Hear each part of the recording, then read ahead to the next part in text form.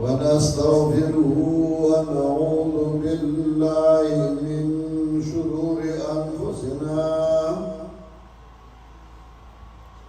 ومن سيئات أعمالنا من يهده الله فلا مضل له ومن يضلله فلا هادي له ونشهد أن لا إله إلا الله وحده لا شريك له ونشهد أن سيدنا ومولانا محمدا عبده ورسوله صلى الله تعالى عليه وعلى آله وأصحابه وسلم أما بعد فأعوذ بالله من الشيطان الرجيم بسم الله الرحمن الرحيم واتبعت ملة آبائي إبراهيم وإسحاق ويعقوب ما كان لنا أن نشرك بالله من شيء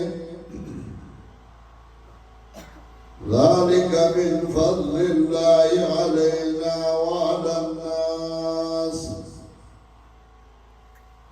ولكن أكثر الناس لا يشكرون يا صاحب السجن أرباب متفرقون خير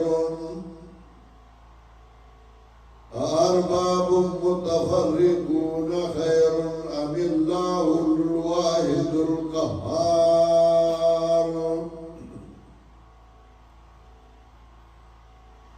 میرے محترم بھائیوں بزرگوں یہاں کچھ بچوں نے قرآن کریم کا حفظ مکمل کیا ہے اور اس کی خوشی میں اس سلسلے میں یہاں مقامی ساتھیوں نے مجھے بھی دعوت دی اور آپ کو بھی دعوت دی. میری دعائیں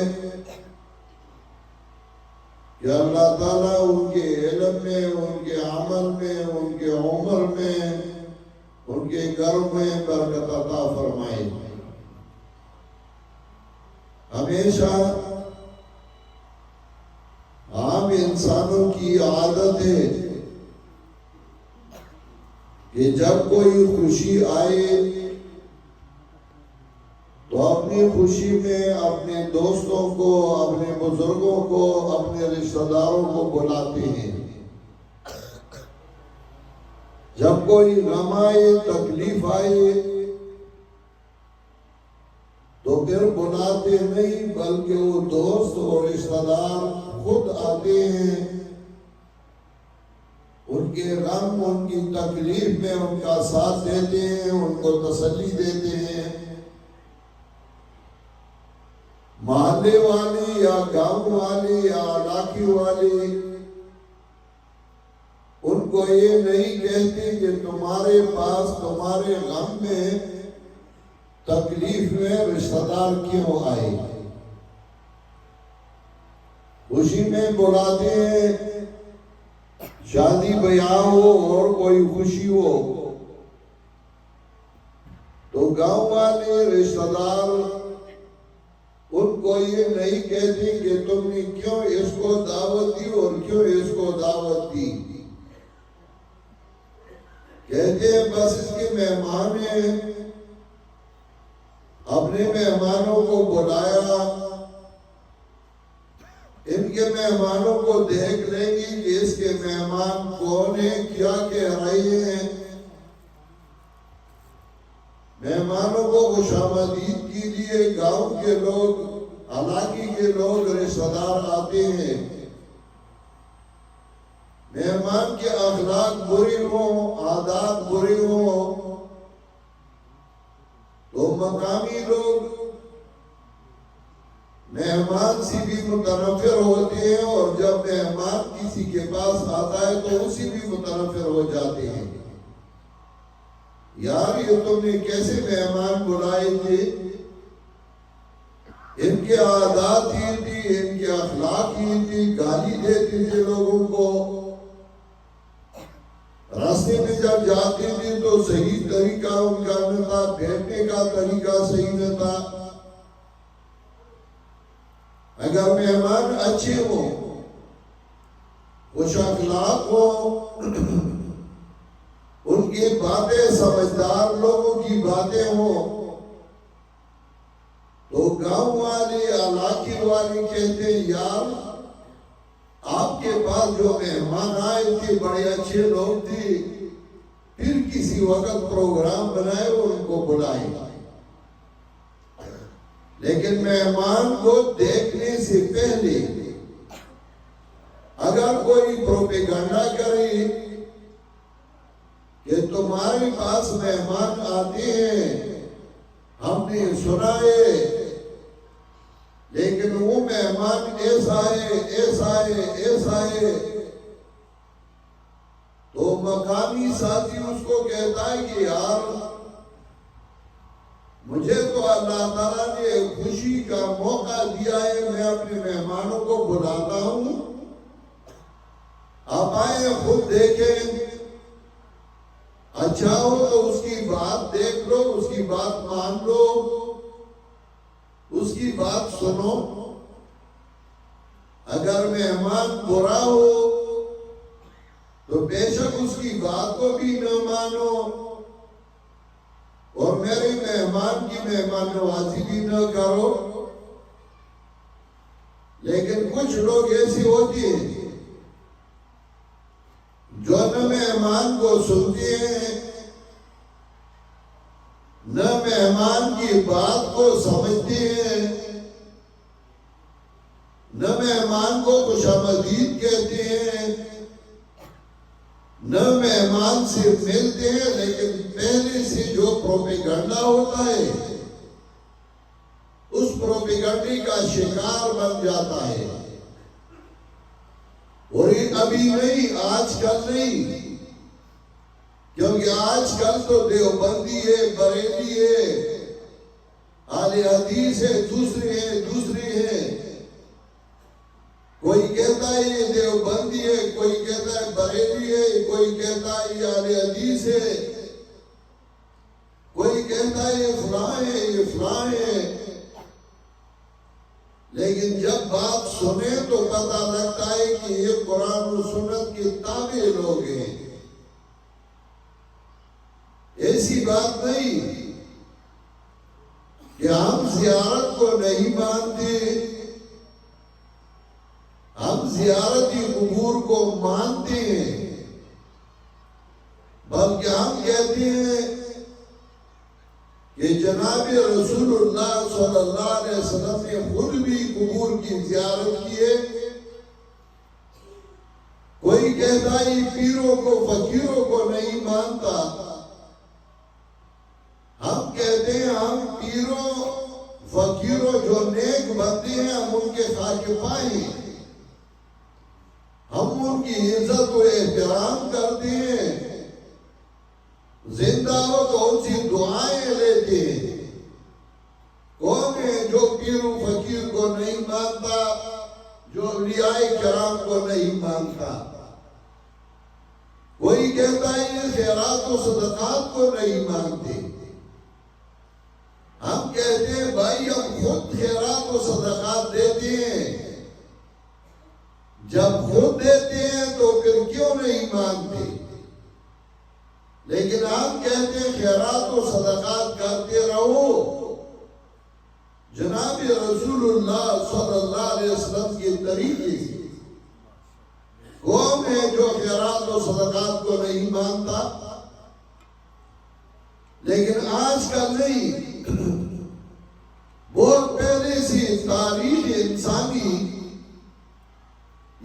پہ آ رہا ہے۔ ایک زمانہ تھا جب ایک قوم غلام بن گئی تھی، بنی اسرائیل، اور فرعون ان پہ ظلم اور زیادتی کر رہا تھا۔ اللہ تعالیٰ نے فضل کیا اور ان میں سے ایک بندے کو نبی بنایا جس کا نام تھا حضرت موسیٰ علیہ السلام۔ موسیٰ علیہ السلام کو اللہ نے فرمایا جاؤ فرعون کے دربار میں اور مسئلہ بیان کرو۔ موسیٰ علیہ السلام جب آئے اور فرعون کو مسئلہ بیان کرنے لگے، فرعون بڑا زیرک اور بڑا دنیاوی اعتبار سے بڑا ہوشیار تھا۔ وہ سمجھ گیا کہ اب اس کی بات جو ہے یہ بڑی اثر انداز ہے، مدلل ہے، اور یہ عام لوگ جب اس کی بات سنیں تو یہ مان لیں گے۔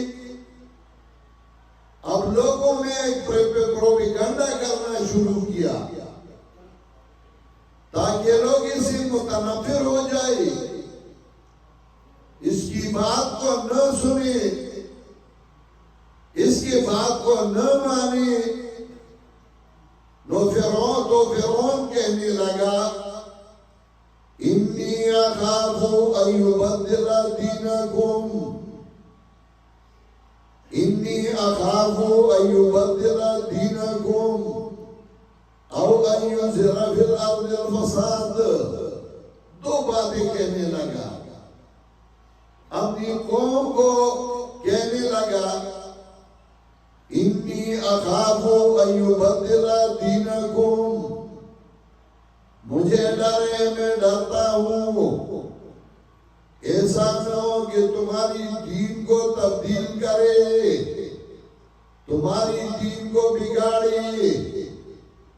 اور دوسری بات انی اخاف ان یبدل دینکم او ان یظہر فی الارض الفساد او للترقی، اور مجھے ڈر ہے یہ فساد پیدا کرنے والا ہے، یہ فساد برپا کرے گا، فساد پیدا کرے گا۔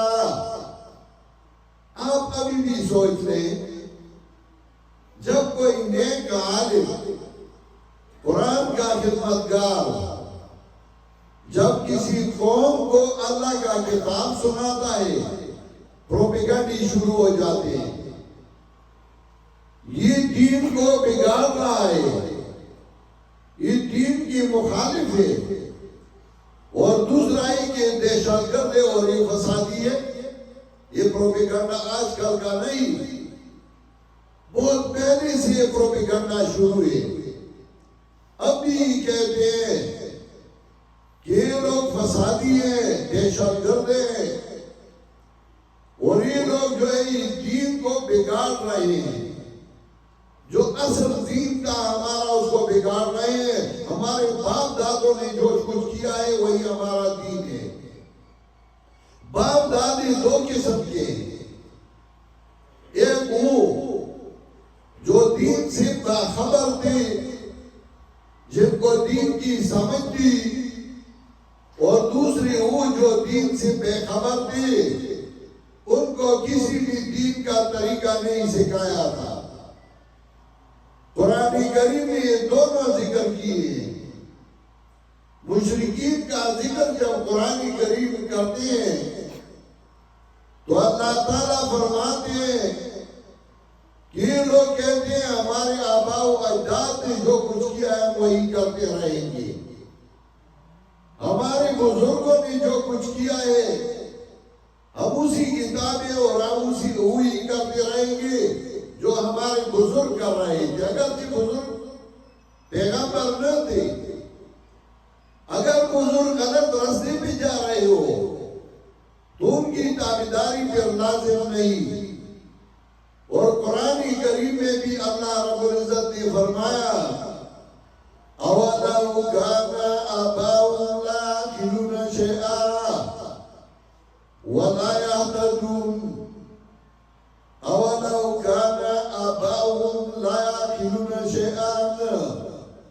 وَلَا يَهْتَدُونَ. یہ کہتے ہیں ہم بزرگوں کی تابعدار ہیں، ہم اپنے آباء و اجداد کی تابعدار ہیں، اگرچہ ان کے آباء و اجداد لا یعقلون شیئا، وہ کسی چیز کو، دین کی کسی چیز کو نہیں سمجھتی تھی. وَلَا يَهْتَدُونَ، اور نہ وہ سیدھی راہ پہ چل رہی تھی. مطلب یہ جو دین کو نہیں سمجھتی اور سیدھی راہ پہ نہیں چلتی، اس کی تابعداری لازم نہیں. خواہ باپ ہو، خواہ دادا ہو، خواہ جو بھی ہو. نبی علیہ السلام کا چچا تھا ابو لہب، اور ایسا چچا کہ اس نے نبی علیہ السلام جب پیدا ہوئی تو اس نے عید میلاد النبی بنایا تھا، اسے کنیز کو آزاد کیا تھا. لیکن جب تابعدار نہ تھا تو اللہ تعالیٰ نے فرمایا تبت یدا ابی لہب وتب ما اغنی عنہ مالہ وما کسب. ابراہیم علیہ السلام کا باپ تھا، لیکن قرآن کریم میں اللہ نے فرمایا وَإِذْ قَالَ إِبْرَاهِيمُ لِأَبِيهِ آزَرَ أَتَتَّخِذُ أَصْنَامًا آلِهَةً إِنِّي أَرَاكَ وَقَوْمَكَ فِي ضَلَالٍ مُبِينٍ. دیکھیں ابراہیم علیہ السلام جب اس نے فرمایا اپنے باپ کو آزر کو انی اراکا وقومک فی ضلال مبین، اے میرے باپ میں تمہیں اور تمہارے قوم کو ظاہری گمراہی میں دیکھ رہا ہوں. کیا ابراہیم علیہ السلام بے ادب تھی؟ اس کا باپ تھا بڑا پیر تھا، اور اتنا بڑا پیر دنیا میں شاید کوئی نہیں گزر گیا ہوگا مشرکین میں. اتنا بڑا پیر تھا کہ اس وقت تک نمروز فیصلہ نہیں کر سکتا تھا جب تک ابراہیم علیہ السلام کا باپ اس کی سر پہ پگڑی نہیں رکھتا تھا. اور نمرود کی سلطنت اکثر دنیا پر تھی، تبری نے لکھا ہے. اور اس کا 10واں حصہ ابراہیم علیہ السلام کے باپ کو ملتا تھا. اور اتنا بڑا پیر تھا کہ جب ابراہیم علیہ السلام نے مسئلہ شروع کیا تو ان کے گھر میں 400 خواتین لڑکیاں خدمتگار موجود تھی، جو لوگوں نے ان کے والد کو نذرانے میں دیے تھے ان کی خدمت کے لیے. لیکن ابراہیم علیہ السلام نے فرمایا انی اراکا وقومکا فی ضلال مبین، اے میرے باپ، اے میرے والد، میں تمہیں اور تمہارے قوم کو ظاہری گمراہی پہ دیکھتا ہوں. باپ غلط راستے پہ تھا، بیٹا پیغمبر تھا، کہنے لگا میں تمہارے راستے پہ نہیں چلتا، تم غلط راستے پہ ہو. لیکن جب بڑے باپ، دادا، پردادا صحیح لوگوں اس کی تابعداری پر لازم ہے. میں نے جو آیت پڑھی تھی یہ بھی ایک پیغمبر کا واقعہ ہے، حضرت یوسف علیہ السلام کا، جو پیغمبر بھی تھے، پھر بادشاہ بھی بن گئے تھے، سرمایہ دار بھی تھے، لوگوں میں گند بھی تقسیم کرتے تھے، لوگوں میں غلہ بھی تقسیم کرتے تھے. لیکن اس کا واقعہ جب قرآن نے ذکر کیا، اللہ نے فرمایا وَاتَّبَعْتُم مِّلَّةَ آبَائِي إِبْرَاهِيمَ وَإِسْحَاقَ وَيَعْقُوبَ. اپنے جیل کے ساتھیوں کو تقریر کر رہی ہیں، فرماتی ہیں میں اپنے آبائی، میں اپنے بڑوں کا تابعدار ہوں. بڑے کون تھے؟ ابراہیم و اسحاق و یعقوب. جو ابراہیم علیہ السلام، اسحاق علیہ السلام اور یعقوب علیہ السلام تھی، لیکن ایک بات ہے، ما کان لنا ان نشرک باللہ من شیء، ہمارے لیے یہ مناسب نہیں کہ اللہ کے ساتھ کسی کو شریک ٹھہرائیے، کسی شے کو شریک ٹھہرائیے۔ شرک کا کیا مطلب؟ شرک شین رے کاف، شرک عربی لفظ ہے، شرک کا معنی ہے حصہ۔ پشتوں میں آپ کہتے ہیں دازما شریک دے، اردو میں کہتے ہیں یہ میرا شراکتی ہے۔ کیا مطلب؟ میرے ساتھ میرے دکان میں، میرے کاروبار میں اس کا میرے ساتھ حصہ ہے، اس کو شرک کہا جاتا ہے۔ اور شرک عربی میں اللہ کے ساتھ کسی اور کو شریک ٹھہرانا، اللہ کی صفات میں، اس کو شرک کہا جاتا ہے۔ شاہ عبد القادر رحمۃ اللہ علیہ نے موضوع قرآن میں لکھا ہے، شرک یہ کہ اللہ کی صفت کسی اور میں جانے، شرک یہ کہ اللہ کی صفت کسی اور میں جانے۔ مثلا اللہ کی صفت یہ کہ وہ بغیر ظاہری آنکھوں کے دیکھ سکتا ہے ہر چیز کو۔ اللہ کی صفت یہ کہ بغیر ظاہری کانوں کے ہر کسی کی آواز کو سنتا ہے۔ اللہ کی صفت یہ کہ وہ بغیر ظاہری ہاتھوں کے کسی کو پکڑ سکتا ہے، نقصان پہنچا سکتا ہے۔ اللہ کی صفت یہ کہ وہ بغیر پیروں کی، ظاہری پیروں کی ہر جگہ پہنچ سکتا ہے اور ہر کسی سے باخبر ہے۔ اگر یہ صفت آپ کسی اور میں جانے، اس کو شرک کہا جاتا ہے۔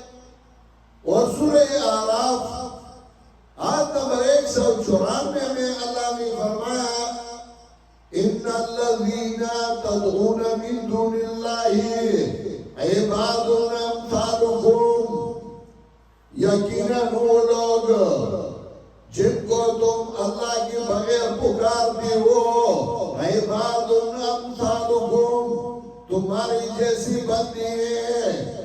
کچھ مولوی دھوکہ دیتے ہیں لوگوں کو، کہتے ہیں کہ یہ بتوں کے بارے میں آئے تھے، ہماری اوپر جذبات کرتے ہیں۔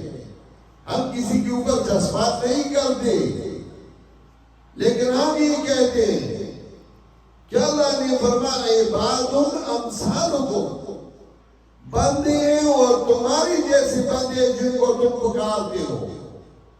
اب اگر وہ بت ہیں تو تم بھی بت ہو، تو بت کے پیچھے نماز ہو سکتی ہے؟ پھر اس مولوی کے پیچھے نماز کیسی ہوگی؟ کیونکہ اللہ نے فرمایا امثالکم، تمہاری جیسے، یعنی ان نیک بندوں کی شکلیں انہوں نے بنائی تھی۔ ان کا عقیدہ یہ تھا کہ نیک بندوں کی ارواح اس میں آتے ہیں، ہم ان کو کہتے ہیں اور یہ ہمارے لیے اللہ کے ہاں سفارشی ہے۔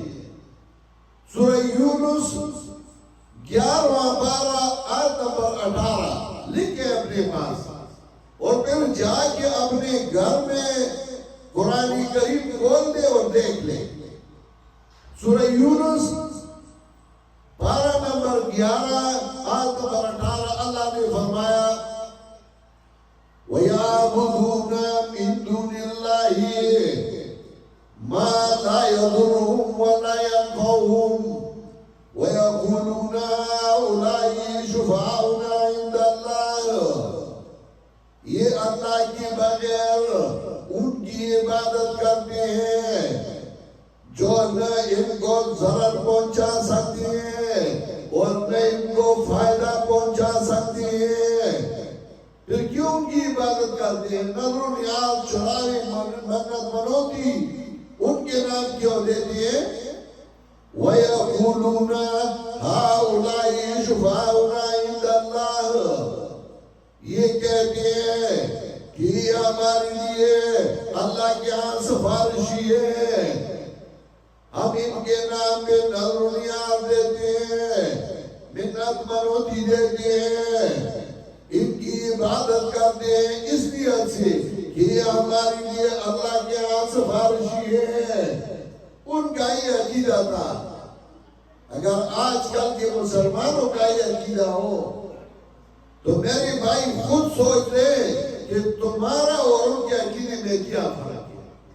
ہم یہ کہتے ہیں کہ جن کو پکارتے تھے ان جیسے بندے جو اللہ نے فرمایا اَلَهُمْ أَرْجُلٌ يَمْشُونَ بِهَا، کیا ان کے پاؤں ہیں جو پہنچ سکتے ہیں تمہاری پاس؟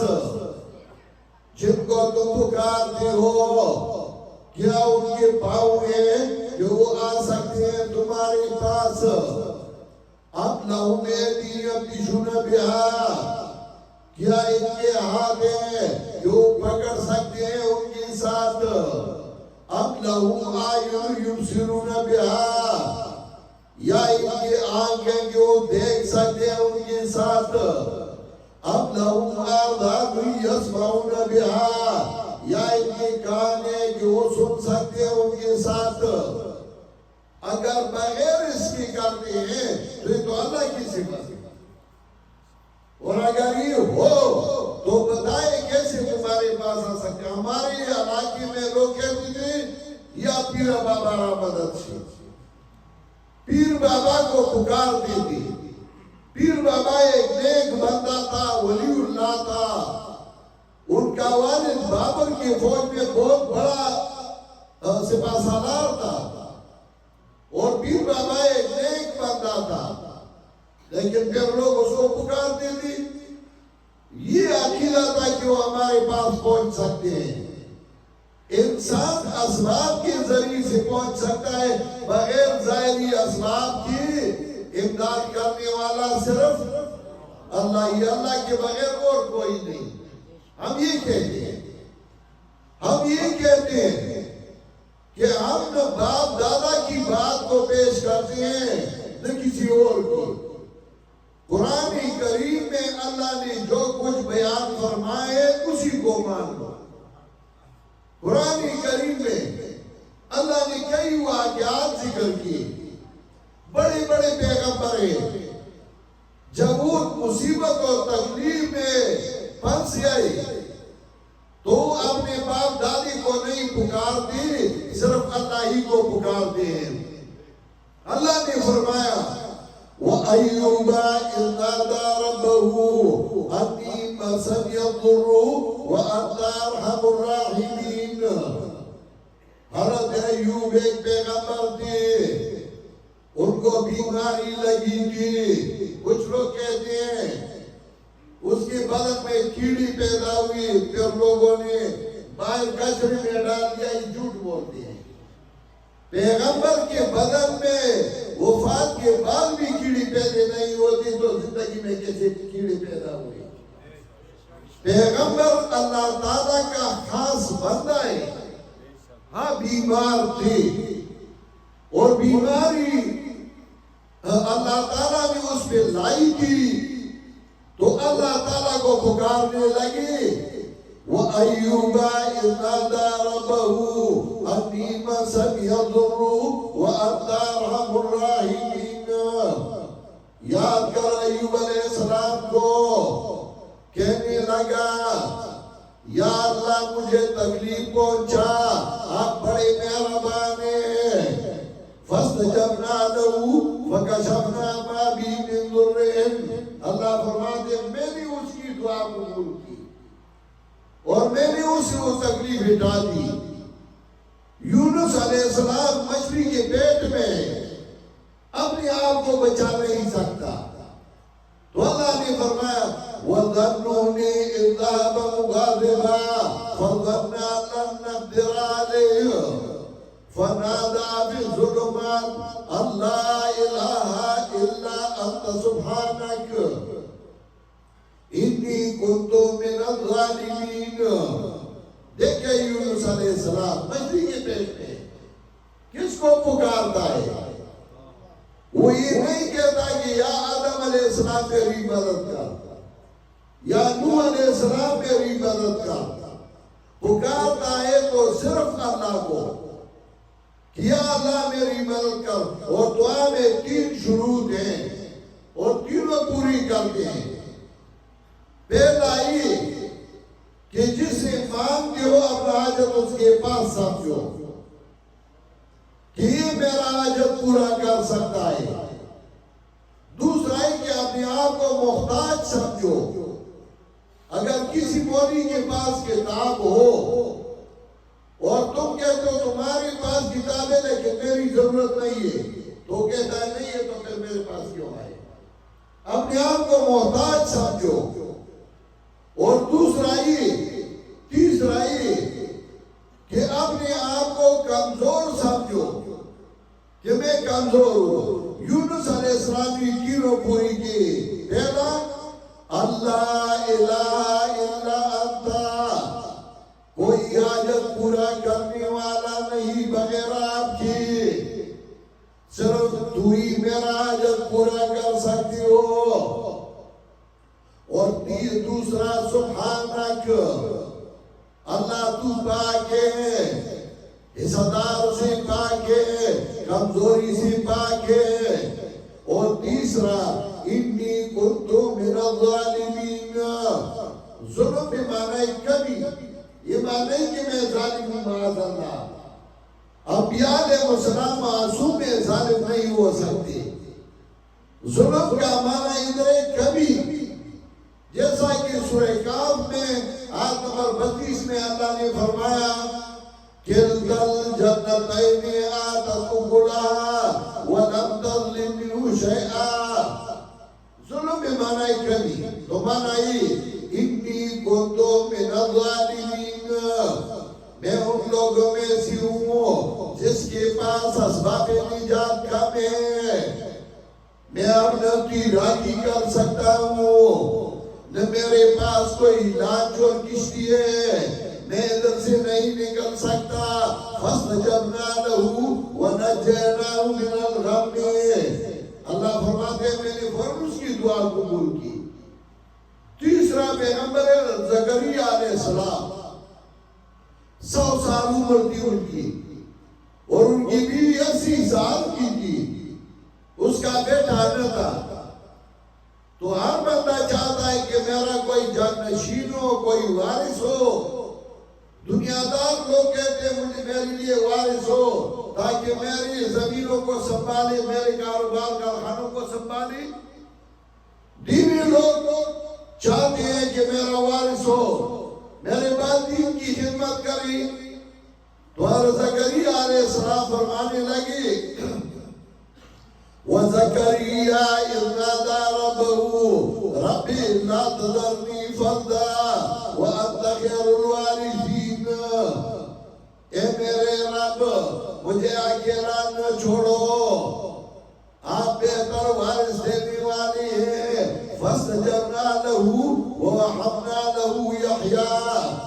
میں نے فوراً اس کی دعا قبول کی اور میں نے اس کو ایسا بیٹا دیا جو پیغمبر یحییٰ علیہ السلام. کسی پیغمبر نے کسی بندے کو نہیں پکارا بغیر اسرار کی. ہم آئی کہتے ہم پیغمبر کے عاشق ہیں، عاشق رسول ہیں، لیکن پھر پیغمبر صلی اللہ علیہ وسلم کے حکم کو نہیں مانتے، پیغمبر کی اتباع نہیں کرتے. یہ چھوڑو کہ دیوبندی ہے، بریلی ہے، وہ اپنی جگہ پہ چھوڑ دیں. ان سے یہ پوچھے کہ قرآن کو تم بھی مانتے ہو، میں بھی مانتا ہوں. ایک جگہ قرآن میں مجھے دکھا دے کہ کسی نے غیر اللہ کو پکارا ہو، کسی پیغمبر نے پکارا ہو، کسی ولی نے پکارا ہو، کسی نبی نے پکارا ہو. جو پکارتے ہیں تو صرف اللہ ہی کو پکارتے ہیں. اور پھر کہتے ہیں خبر میں جو اندر ہے میرے حال سے باخبر ہے. ہم کہتے ہیں نیک بندے ہیں، خبر ہے مخبر آئے، پیغمبر پاک کے طریقے پہ جاؤ، قبر کے پاس جاؤ، پاؤں کی طرف کھڑے ہو کے قبلہ رخ، ہاتھ بھی اٹھاؤ جائز ہے. افت الربانی مسند احمد کی شرح 7ویں جلد میں اسے کئی روایت نقل کی ہے کہ نبی علیہ السلام نے ہاتھ اٹھائے ہیں دعا میں، قبر کے پاس ہاتھ اٹھائے ان کے لیے دعا کریں اور وہاں سے عبرت لے کہ میں بھی ایک دن مجھے بھی ادھر آنا ہے. یہ طریقہ ہم مانتے ہیں. زیارت قبور کا صحیح طریقہ یہ ہے. ہم آئے زیارت قبور کے اپنے طریقے بنائے، خیرات و صدقات کے اپنے طریقے بنائے، غم اور خوشی کے اپنے طریقے بنائے، اور پھر کہتے ہیں کہ ہم پیغمبر کی تابعدار ہیں. پوچھ رہے سے مولوی کا نہ پوچھیں، یہ پوچھ رہے کہ نبی علیہ السلام قبر کے پاس جاتے تھے تو کس طریقے سے جاتے تھے، نبی علیہ السلام دعا مانگتے تھے تو کس طریقہ سے مانگتے تھے، نبی علیہ السلام مردے کو دفناتے تھے تو کس طریقے سے دفناتے تھے، نبی علیہ السلام خیرات و صدقات کرتے تھے کس طریقے سے کرتے تھے. مولوی سے مجھ سے نہ پوچھے وہ طریقہ. اگر وہ کہتے کہ کیوں یہ گناہ تو ان سے پوچھ لیں درود شریف پڑھنا یہ ثواب ہے یا گناہ. اللہم صلی علی محمد. آپ سب سے پوچھتا ہوں درود شریف پڑھنا ثواب ہے کہ نہیں؟ ثواب ہے. لیکن جب آپ 4 رکعت نماز کی نیت باندھے، 2 رکعت آپ پڑھنے تشہد پہ بیٹھے اور آپ تشہد پڑھ رہے ہیں اور آپ نے فرمایا اشہد ان لا الہ الا اللہ و اشہد ان محمدن عبدہ و رسولہ، اور پھر آپ نے درود شریف شروع کی اللہم صلی علی محمد و علی آل محمد کما صلیت علی ابراہیم و علی آل ابراہیم انک حمید مجید. اسی میں یاد آیا کہ میں تو 4 رکعت فرض پڑھ رہا ہوں اور میں تو آگے چل گیا، تو آپ فوراً اٹھتے ہیں اور باقی 2 رکعت پڑھ کے سجدہ سہوا کرتے ہیں. ٹھیک ہے، سجدہ سہوا مولوی سے پوچھ لے کہ مولوی صاحب یہ سجدہ سہوا کیوں کرتا ہوں، میں نے کوئی گناہ کیا؟ میں نے تو درود شریف پڑھ لیا، میں نے درود شریف پڑھا اور پھر میں سجدہ سہوا میرے اوپر لازم آیا. تو مولوی صاحب ضرور تمہیں کہے گا کہ اسی وجہ سے سجدہ سہوا لازم ہوا کہ ادھر تمہیں درود پڑھنا نہیں تھا، نبی علیہ السلام نے ادھر درود نہیں پڑھائے، تم نہیں پڑھو گے تو درود پڑھنا تو گناہ نہیں. لیکن ادھر جب پیغمبر کا طریقہ آپ نے چھوڑ دیا تمہاری اوپر سجدہ سہوا لازم آ گیا. اچھا ایک اور بات، میں ایک زمیندار سا بنتا ہوں، خود بھی زمینداری کرتا ہوں. کل بھی میں نے بہت سے درخت لائے اور میں اپنے کھیتوں میں اس کو لگاتا رہا شام کا. تو زمیندار بنتا ہوں، کاروباری بھی ہوں، اپنا کاروبار بھی کرتا ہوں، مولویوں کے ساتھ بھی تھوڑا بہت تعلق ہے. تو میں ایک سادہ سا مثال آپ کو پیش کرتا ہوں. ہمارے گاؤں میں جب ہم آذان دیتے ہیں تو آذان میں آخر میں ہم کہتے ہیں اللہ اکبر اللہ اکبر. پھر اس کے بعد مؤذن کہتا ہے لا الہ الا اللہ. آپ کے گاؤں میں بھی اسی طرح ہوتا ہے؟ لا الہ الا اللہ پڑھتا ہے. پورا کلمہ جو ہے وہ لا الہ الا اللہ محمد رسول اللہ. تو مؤذن سے ذرا یہ پوچھ لے کہ مؤذن صاحب تم نے کہا لا الہ الا اللہ، آدھا کلمہ پڑھا اور آدھا چھوڑ دیا، محمد رسول اللہ کیوں نہیں پڑھا؟ تو کہیں گے کہ نہیں نماز اذان ایسا ہی ہے، اس میں آخر میں صرف لا الہ الا اللہ پڑھنا ہے، محمد رسول اللہ نہیں پڑھنا ہے. کیوں؟ گناہ ہے. وہ کہے گا کہ ہاں ادھر پڑھ لیا تو مناسب نہیں، کیونکہ نبی علیہ السلام کا حکم نہیں ہے، صحابہ نے نہیں پڑھا ہے، ہم بھی نہیں پڑھیں گے. تو محمد رسول اللہ پڑھنا ہی جرم نہیں، جہاں پہ پیغمبر اور صحابہ بھی نہیں پڑھا ادھر نہیں پڑھنا چاہیے. تو ان سے یہ بھی پوچھ لے کہ جنازے کے بعد اور دفن سے پہلے نبی علیہ السلام اور صحابہ نے دعا مانگی تھی کہ تم مانگتے ہو؟ نبی علیہ السلام اور صحابہ کرام نے جب کسی گھر میں کوئی فوت ہوئی تو ان کو کہا تھا کہ ابھی آپ کچھ پکائیں نہیں. نبی علیہ السلام نے فرمایا 3 دن تک ان کو دے. اسمعوا لآل جعفر طعاما فإنه قد أطاعوا ما يشغلهم. اور ہمارے مسلمان ان سے کہتے ہیں میرے بھائیوں یہ بات چھوڑ دے دیوبندی اور بریلوی. یہ دیکھ لیں کہ رسول اللہ صلی اللہ علیہ وسلم نے دین کس طریقے سے کیا, عبادات کس طریقے سے کی. جس طریقے سے نبی علیہ السلام نے کیے ہیں اسی طریقے پہ ہم چل رہے ہیں.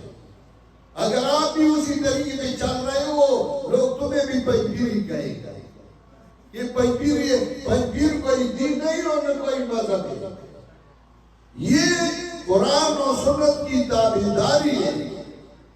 چونکہ ہمارا یہ فرض ہے کہ جو کچھ ہمیں معلوم ہے قرآن و سنت سے وہ آپ تک پہنچائے. باقی ماننا اور نہ ماننا یہ ہمارا کام تمہاری اوپر نہیں ہے کہ ہم آپ پہ مان لیں. ہم مہمان آئے ہیں ان کے پاس, انہوں نے بلایا ہے. اور میں نے پہلے بھی آپ کو کہا کوئی مہمان بلاتا ہے, علاقے والی گاؤں والی رشتہ دار آتے ہیں, مہمانوں کی مہمان نوازی کرتے ہیں. مہمان اچھی بات کہی تو مانتے ہیں, نہیں تو کہتے چلے یار مہمان چلا گیا, اس کی بات ہمیں پسند نہیں آئی. ہم نے ہی بحیثیت ایک مہمان آپ کو بات پہنچا دی, مان لیا تو آپ کو فائدہ ہوگا, آپ نے نہیں مانا تو ہمارا کوئی نقصان نہیں ہوتا. اللہ تعالیٰ ہم سب کو عمل کرنے کی توفیق عطا فرمائے. چونکہ مجھے آگے بھی سفر کرنا ہے اسی پہ اکتفا کرتا ہوں. میری دعائیں جن بچوں نے قرآن کریم حفظ کیا اللہ تعالیٰ ان کے علم میں ان کی عمر میں برکت عطا فرمائے. جتنے ساتھی جو تشریف لائے ہیں اللہ تعالیٰ ان سب کو مصیبتوں سے بچائے. اللہ تعالیٰ ان سب کو اپنے دعا مان میں رکھے. وآخر دعوانا